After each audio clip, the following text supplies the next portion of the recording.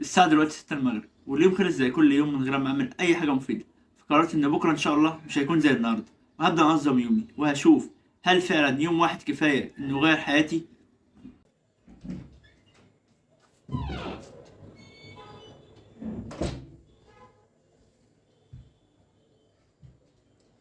وقبل ما اليوم يخلص قررت أكتب تاسكات بكرة، بحيث أول ما أصحى من النوم بكرة أبدأ في المهام اللي أنا عايز أعملها واليوم ما يضيعش. ولقد قال لهم هارون من قبل يا قوم إنما فتنتم به وإن ربكم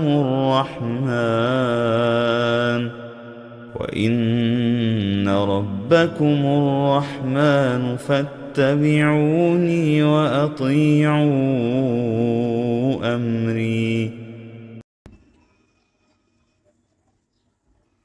الساعة حاليا 1 الظهر، وأنا صاحي مثلا على الساعة 11 كده.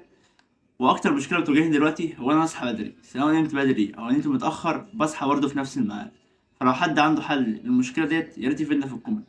أنا حاليا أروح أعمل لي حاجة سخنة، شاي مثلا قهوة أي حاجة، وبعد كده هاجي أخلص الشيت اللي ورايا وهشوف إن شاء الله اليوم هيكمل معانا إزاي أو هيمشي معانا إزاي.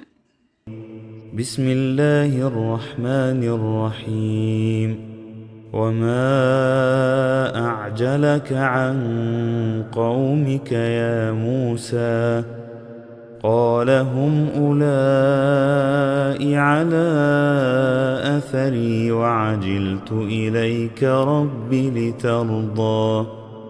قال فإنا قد فتنا قومك من بعدك وأضلهم السامري. حاليا خلصت جزء من الشيت اللي ورايا، بس لسه لي جزء بسيط كده هخلصه كمان شوية. فهاخد بريك بسيط كده أقرأ في الكتاب ده تغيره الأفضل، بما إني بحاول أظبط يومي أو أغير جزء من حياتي. فأنا شايف الكتاب ده مناسب جدا في الوقت ده. هقرأ كده ربع ساعة وأرجع لكم تاني. فرجع موسى إلى قومه غضبان أسفا قال يا قوم ألم يعدكم ربكم وعدا حسنا. إذا كنت تمتلك 999 مبدأ من مبادئ النجاح، فلن يؤتي أي منها ثمارا إن لم تمتلك الانضباط الذاتي. ولكي تنمي عادة الانضباط الذاتي، فلا بد أن تبدأ في الحديث مع نفسك بشأن الأمور التي يجب أن تقوم بها.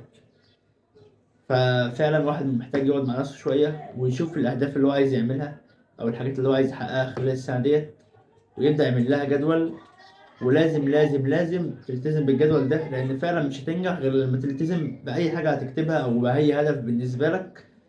فإن شاء الله يعني الواحد هيبدأ يكتب أهدافه ويعمل جدول منظم كده ويلتزم بيه عشان الواحد يعرف ينجح.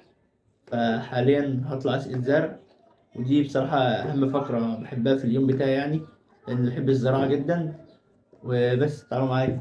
أفطال عليكم العهد أم أردتم أن يحل عليكم غضب من ربكم فأخلفتم موعدي. وهنا تكون نهاية الفيديو بتاعنا. أنا عارف الفيديو خلص بسرعة بسبب إني برضو ما نظمتش يومي كويس وكنت صاحي متأخر، وكمان اللاب بتاعي ناقص شوية برامج فأروح عند واحد يحملها لي. وإن شاء الله بكرة نحاول نصحى بدري ونحاول ننظم يومنا من أول يوم لحد آخر اليوم. وأشوفكم في فيديوهات تانية كتير، وما تنسوش تصلوا على النبي. والسلام عليكم ورحمة الله وبركاته.